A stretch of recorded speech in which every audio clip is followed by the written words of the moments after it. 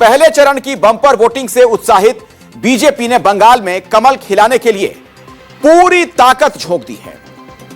आज भी प्रधानमंत्री मोदी और केंद्रीय गृह मंत्री अमित शाह ने राज्य में ताबड़तोड़ रोड शो और रैलियों के जरिए दावा किया कि बंगाल में ममता सरकार के खिलाफ आक्रोश की सुनामी चल रही है। दीदी जा रही हैं, बीजेपी आ रही है, लेकिन ममता बनर्जी ने बीजेपी के इस दावे को मुंगेरी लाल के हसीन सपने बताकर खारिज कर दिया। ममता बनर्जी का दावा यह कि पहले चरण में 93% मतदान बीजेपी के खिलाफ भयंकर गुस्से का सबूत है और बंगाल की जनता ने एसआईआर के जरिए लोगों के नाम काटे जाने का बदला लिया है, बांग्ला संस्कृति और अस्मिता पर हमले का बदला लिया है। लिहाजा बीजेपी ने पिछले चुनाव में जितनी सीटें जीती थीं, इस बार उसकी आधी से भी कम हो जाएंगी।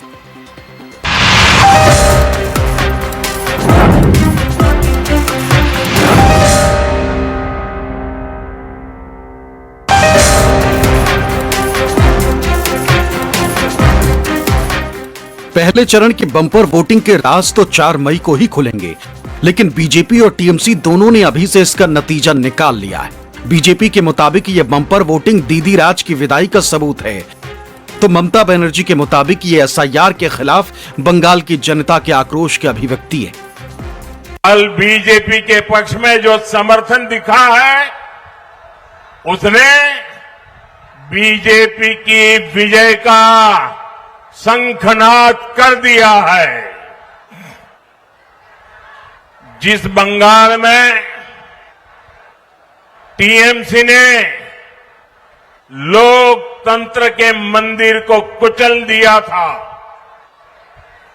अपनी तानाशाही से लोकतंत्र के मंदिर को खंडित कर दिया था, उस बंगाल में पहले चरण में जनता ने लोकतंत्र के मंदिर का पुनर्निर्माण कर दिया है। যখন এসআইআর এর নাম বাদ দিয়েছে, এই বিজেপি বাদ দিয়েছে, লক্ষ লক্ষ লোকের নাম বাদ দিয়েছে, 1,20,00,000 লোকের নাম বাদ দিয়েছিল। তার মধ্যে আমি সুপ্রিম কোর্টে গিয়ে লড়াই করে 32 লক্ষ লোকের নাম তুলে দিয়েছি। বাদ বাকিদেরও তুলবো আগামী দিন। ভোট কেটেও কিছু হবে না। কালকে দেখেছো গ্রাম বাংলায় 93% মোদি বাবু তোমার বিরুদ্ধেই ভোটটা। তার কারণ তোমরা এসআইআর এর নামে মানুষের উপরে যে অত্যাচার করেছো। पीएम मोदी ने दावा किया कि बंगाल में बीजेपी की सरकार बनने के बाद बलात्कारियों का हिसाब होगा, महिलाओं के खिलाफ अपराध में शामिल लोगों को सख्त सजा दी जाएगी। लेकिन दीदी ने पूछ ही लिया कि अगर महिलाओं की इतनी ही फिक्र है तो फिर बलात्कारियों को टिकट क्यों दिए। टीएमसी सरकार में पाला गया है महिलाओं के खिलाफ बलात्कार जैसी घटनाओं के जो दोषी हैं, ऐसे हर अपराधी को कानून सजा देगा और हम सजा दिलवा कर रहेंगे। टीएमसी राज में हां बेटियां सुरक्षित नहीं है, लेकिन बीजेपी राज में एक भी बलात्कारी, एक भी क्रिमिनल सुरक्षित नहीं रहेगा। सबका हिसाब होगा और ये मोदी की गारंटी है। लोगों का वोट में नाम काट दिया, महिला लोगों को ऊपर अत्याचार कर रहा है, महिला को जो रेप करता है उसको अब टिकट देता है, और आप कहते हैं कि बंगाल जल रहा है। बंगाल नहीं जल रहा है, आप जल रहा है। और 4 तारीख में रिजल्ट निकालेगा तो देखेंगे জ্বলবেন আর লুচির মতো ফুলবেন। দেখে রাখুন। আমাদের যা মাইনাস জায়গাগুলো ছিল, কালকে আমরা এগিয়ে গেছি। বিজেপি অনেক সিটে হারবে। এবারে মনে রাখবেন যা সিট ছিল তার অর্ধেকও পাবে না। बीजेपी पर गुस्से से लाल ममता बनर्जी ने बंगाल में पीएम मोदी के नौका विहार पर भी तंज कसा। दलील ये कि फोटोशॉप से कुछ नहीं होगा, पहले यमुना को नहाने लायक बना लीजिए। बंगाल की गंगा दिल्ली के यमुना की तरह प्रदूषित नहीं है। আজকে আবার উনি নৌকা বিহার করেছেন। আমি বলি বাংলার গঙ্গা আর আপনার দিল্লির যমুনা মিলিয়ে নিন। বাংলার গঙ্গা পরিষ্কার, তাই নৌকা বিহার করে হাওয়া খেয়েছেন সকালবেলায়। এটা ভোটের রাজনীতি,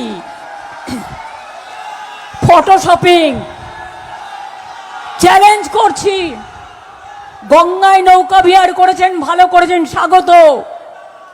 আমিও যাই চন্দননগরে পুজোর সময় গঙ্গা বিহার করতে করতে, আমি গঙ্গাসাগরেও যাই। আপনি একবার যমুনা নদীতে গিয়ে দিল্লিতে ডুব দিয়ে আসবেন। दिल्ली जमुना कैसा है? पूरा दूषण है, पॉल्यूटेड है। आप एक दिल्ली को जमुना को संभालने नहीं सकते हैं और हमारा गंगा में आके आप फोटो तुलता है।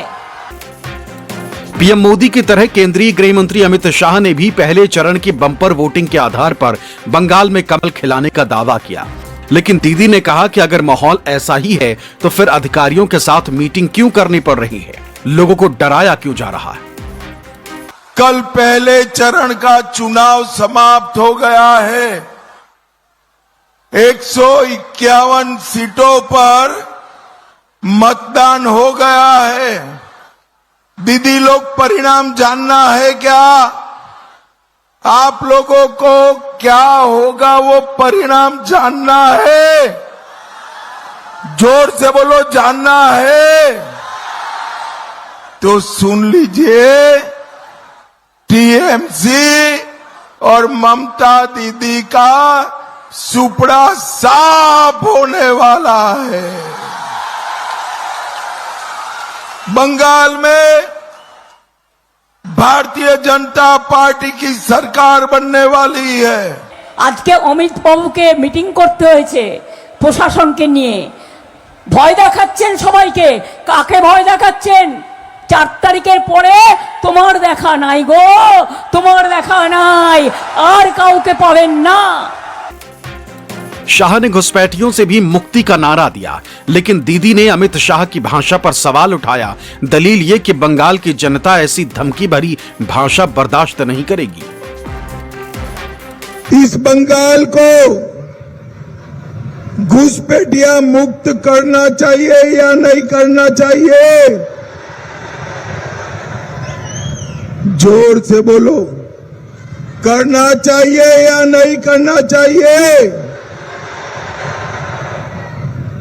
मैं आपको बताकर जाता हूं, 5 मई के बाद पूरे बंगाल से एक एक घुसपैठिए को चुन चुन कर बाहर निकालेंगे।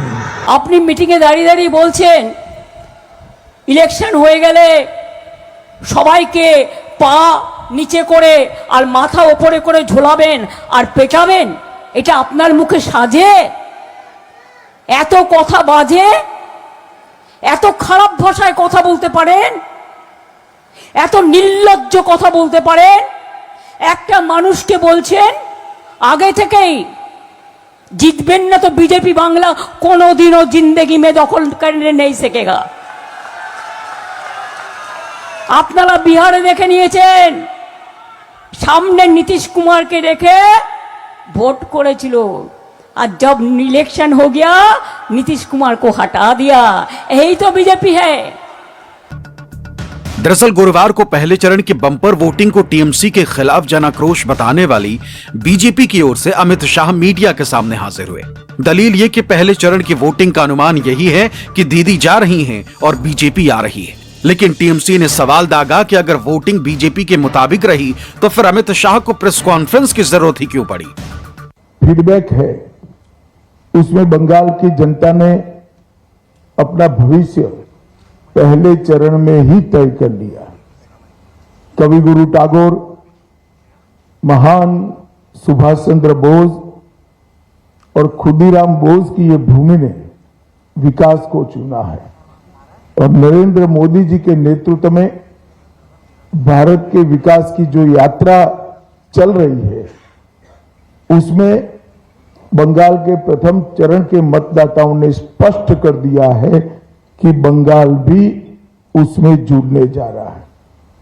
16 जिलों की 52 सीटों पर 92.98% मत ये निश्चित रूप से बताता है कि दीदी जाने वाली है और भाजपा आने वाली है।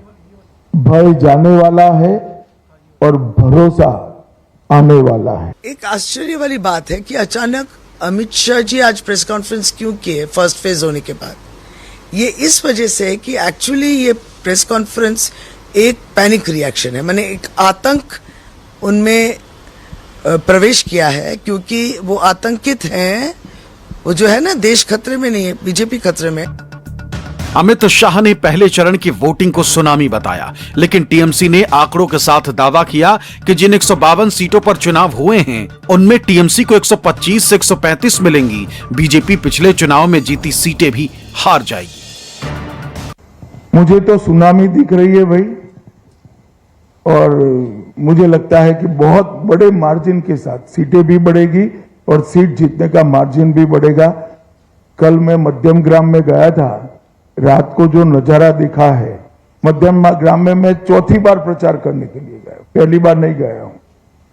मध्यम ग्राम में रोड शो बहुत, मतलब मेरी कल्पना से बहुत बड़ा। आज जो वो बोला पीसफुल वोट है, अब ये स्टेटमेंट से मत हटिए। काल जो वोट हुआ 152 सीट्स में, अब लिख के रखिए, तृणमूल कांग्रेस 125 से 135 ये सीट जीत रहे हैं। भाजपा का सीट कम रहे और तृणमूल का सीट बढ़ने वाला है। तो ये अमित शाह का भी मालूम है, इसीलिए ओनली टू वो जो थोड़ा बहुत वर्कर है सेकेंड फेज में, उसके चंगा रखने के लिए, वोकल टॉनिक के लिए ये बेसलेस वो ऐसी बोल रहा है। और हमारा एक क्लियर कट बात है। जाधवपुर की रैली से पीएम मोदी ने संसद में फेल हुए महिला आरक्षण बिल का भी जिक्र किया। इल्जाम यह कि टीएमसी और उसके सहयोगियों ने महिलाओं को आरक्षण देने का रास्ता रोक दिया। लेकिन दीदी ने फिर दोहराया कि महिला आरक्षण बिल तो 2025 में ही पास हो गया था। बीजेपी तो महिला आरक्षण की आड़ में डिलिमिटेशन करना चाहती थी। पहले देश की संसद में कैसे टीएमसी और उसके साथियों ने महिला आरक्षण का विरोध किया। देश चाहता है कि राजनीति में बेटियों की भागीदारी बढ़े, लेकिन टीएमसी नहीं चाहती। भाजपा चाहती है कि देश की नारी शक्ति सशक्त हो, लेकिन टीएमसी इसके विरोध में खड़ी हो गई। এবার বলছি, এত অত্যাচার, এসআইআরে এত ভোট কাটা, এনআরসিতে আবার ভোট কাটবে, যার জন্য ডিলিমিটেশন করতে গেছিল। ওটা মহিলা বিল নয়, ওটা মহিলা বিল। মহিলা বিল 2023-এর 25শে সেপ্টেম্বর পাস হয়ে গেছে, নোটিফিকেশন করেনি। জেনে রাখুন, আসল উদ্দেশ্য ছিল 543 জায়গায় 850টা না কটা সিট করবার, যাতে উনি জানেন আগামী দিন উনি জিতবেন না, উনি আসছেন না। লোকসভায় ঝামা ঘষে দিয়েছি মুখে। এই প্রথম হারলো, ওই যে হারা শুরু হয়েছে, এখন শুধু হারবে হারবে হারবে। বিনাশের শুরু হয়ে গেছে, পতনের শুরু হয়ে গেছে। এবার বলছি, এত অত্যাচার।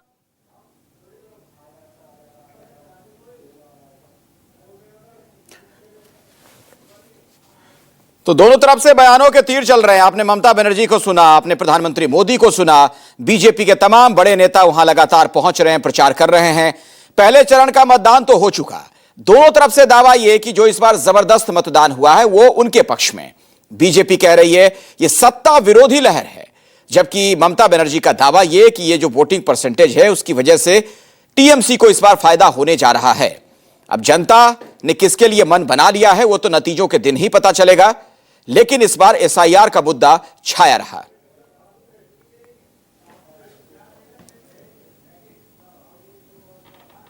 बंगाल के रण में पीएम मोदी ने भी घुसपैठिया वाला दाव चला। दलील ये कि टीएमसी के सत्ता से हटने के बाद घुसपैठियों को निकाला जाएगा, उन्हें युवाओं की जमीन और नौकरी पर कब्जा नहीं करने दिया जाएगा।